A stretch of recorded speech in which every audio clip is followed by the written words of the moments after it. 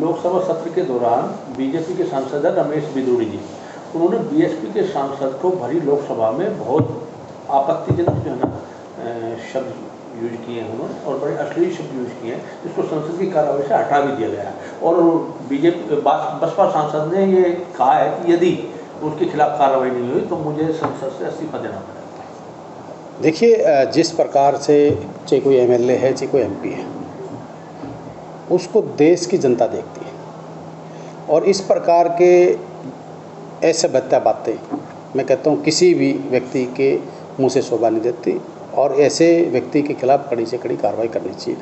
और जहाँ तक बीजेपी के लोग हैं, वो सांसद हैं, मंत्री हैं, आए दिन कहीं ना कहीं घमंड के घोड़े पर सवार हैं, और इस प्रकार की बयानबाजी चाहे वो मंत्रियों के मुंह से है, चाहे वो सांसदों के मुंह से है, एमएलएज के मुंह से है, तो ये शोभा नहीं देते। ऐसे व्यक्ति के खिलाफ कार्रवाई करनी चाहिए।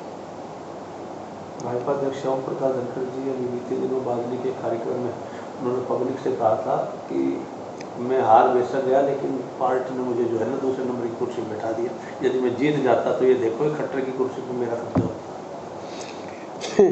देखिए, ओम प्रकाश जी मोहरे लाल के सपने लेने लग गए, और बादली की जनता ने सिर आंखों पर रखे थे, जिताए थे, और बादली में कोई पहचान ना होते हुए भी बादली की जनता ने जो मान सम्मान उनको दिया, जो 11 महकमे के मंत्री बने और आज प्रदेश अध्यक्ष भी बादली की जनता की वजह से थे। पर जो ओम प्रकाश जी ने 5 साल जो दोनों हाथों से लूटने का काम किया, लोगों को अपमान करने का काम किया, अहंकार के घोड़े पर सवार रहे, वो लोगों ने नाड़ का सिरिया निकाला। देखिए, ये जनता है, ये आंखों पे बैठा जानती है तो गिरा भी जानती है। और जिस प्रकार से मुझे तो एक बड़ी हंसी आती है, ओम प्रकाश जी इसी दौरान निमाणा गांव में बयान दे रहे कि भाई थारी डिग्गी तो मैं बनवा दूंगा, बनवारी लाल मंत्री ने टिकट मेरे से लेनी। मैं ओम प्रकाश जी को बताना चाहूँगा कि जिस डिग की बात करते हो वो पेयजल के तहत 2.5 महीने पहले मंजूर हो चुका है। बनवाने की बात हो, मेरे पास सारे गांव का रिकॉर्ड है, और जो हमारे को जो ग्रांट मिली थी जो प्रधानमंत्री पेयजल योजना के तहत, उसमें वो आ चुका है। पर ये झूठ की राजनीति छोड़ दें, और ये सपने हैं आने वाले समय में। मैं कहता हूँ वो कहीं से बादली की छोड़ो, हरियाणा में किसी कोने से इलेक्शन जीत नहीं सकता, क्योंकि जो उसने लूट और कसूट की जो राजनीति की, आज जो पाप का घड़ा इनका भर चुका है। और जब राज आने तो ये सब सारी इंक्वायरियाँ भी होंगी, पहले क्या थे, राज क्या है। राहुल गांधी जी कभी किसान के खेत में जा करके धान रोपाई करते हैं, कभी ट्रक में बैठ करके शिमला जाते हैं, कभी कुली के भेष में कुलियों के बीच में जाते हैं।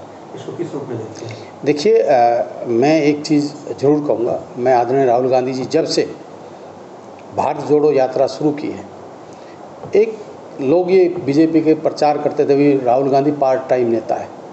राहुल गांधी जी ने ये साबित कर दिया कि वो ज़मीन के से जुड़े हुए नेता हैं, और जब से उन्होंने जो यात्रा निकाली उसके बाद से राहुल गांधी एक हीरे की तरह निखर के आए हैं, और आम व्यक्ति की आवाज़ को सुनना चाहते हैं। उन्हें पता है, वो ये चाहता है, वो समझना चाहता है कि देश की जनता क्या चाहती है। महल में बैठ के राजनीति नहीं करना चाहते, तो वो समझना चाहता है। और अच्छी बात है, किसान के बीच में, मजदूर के बीच में, सबके बीच में जाए तो लोगों का दर्द उन्हें समझने का एक मौका मिलता है। आयरलैंड इन दिनों इंडिया गठबंधन में शामिल होने की कवायद तेज कर रखी है। 25 नंबर की रैली में कांग्रेस के नेताओं को भी न्योता दिया, बड़े नेताओं को। इसको किस रूप में देखते हैं? देखिए, अच्छी बात है न्योता देना, पर वो कांग्रेस उसको कितना स्वीकार करती हो तो कांग्रेस ने देखना। पर एक चीज़ जरूर है, आदरणीय चौधरी भूपेंद्र हुड्डा जी ने बिल्कुल सही कहा है, हमें यहाँ किसी के गठबंधन की जरूरत नहीं है। हम 10 के 10 लोकसभा जीतने में सक्षम हैं, और आने वाले समय में हरियाणा में भी हम राज बनाने के उसमें पूर्ण रूप से सक्षम हैं। लेकिन भूपेंद्र हुड्डा ने तो ये कहा है, अगर इन लोगों के साथ गठबंधन हुआ तो मैं पार्टी छोड़ दूँगा। ये किसने कहा? किसके पास है बयान? ये मीडिया में चली हुई बातें कि हुड्डा साहब ने ये कहा, हुड्डा साहब ने ये कहा, कोई बातें इनका कोई बातों का कहीं पे भी निराधार नहीं। ये तो बकवास बातें हैं, एक अच्छी बातें। और भूपेंद्र हुड्डा एक बहुत सुलझे हुए और बहुत सीनियर नेता हैं, वो इस प्रकार की बातें ना किसी के लिए बोलते और ना कुछ करते हैं। मैं एक चीज़ और कहूँगा मीडिया के साथ में, जैसे आपने कहा INLD, JJP इन्होंने तो ये तो एक दुकान थी, ये पार्टी कहाँ रही है, अब तो दुकान खुली हुई है। मुझे बड़ा दुख हुआ, 25 करोड़ रुपए हमारे को मिले, और मैं ये बात मुख्यमंत्री जी से पूछूं भी का, मैंने 25 करोड़ के काम चाहे वो बादली से गुभाना माजरी होते हुए था, वो रोड का पैसा दिया, चाहे वो भुपड़िया टू शाहपुर होते हुए भादरगढ़ का था वो दिया, खेड़ी जट पासौर से खेड़ी जट का होते हुए दिया। तो मुझे तो एक चीज़ की शो नहीं होती, इनके नारियल फोड़ने की बड़ी शौक है। ग्रांट देता, एक तरफ तो कहते हैं हम सम्मान विकास की बात करते, सम्मान बंटवारे की बात करते, दूसरा इनकी होड़ लगी हुई है कि भी नारियल कौन फोड़े। तो ये बादली की जनता को गुमराह करने की कोशिश जो कर रहे हैं, गुमराह करने की कोशिश ना करें।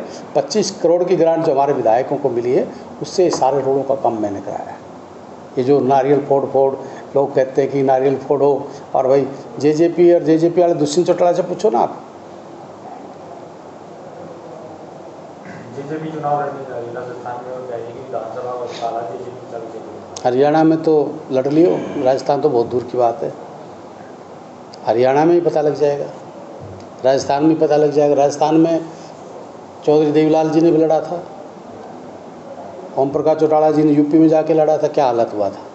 कारण क्या है, हरियाणा का लूटा हुआ पैसा हजम करने के लिए लोग इधर उधर भाग रहे, पर इनका ना तो हरियाणा में कहीं खाता खुलेगा ना राजस्थान में इनका खाता खुलेगा। जो हरियाणा का, जैसे पहले ओम प्रकाश चौटाला जी ने जो इकट्ठा माल किया था तो उसको हजम करने के लिए यूपी भागे थे, इसी प्रकार से इसने जो हरियाणा की जनता की गाढ़ी कमाई, खून की कमाई का जो था वो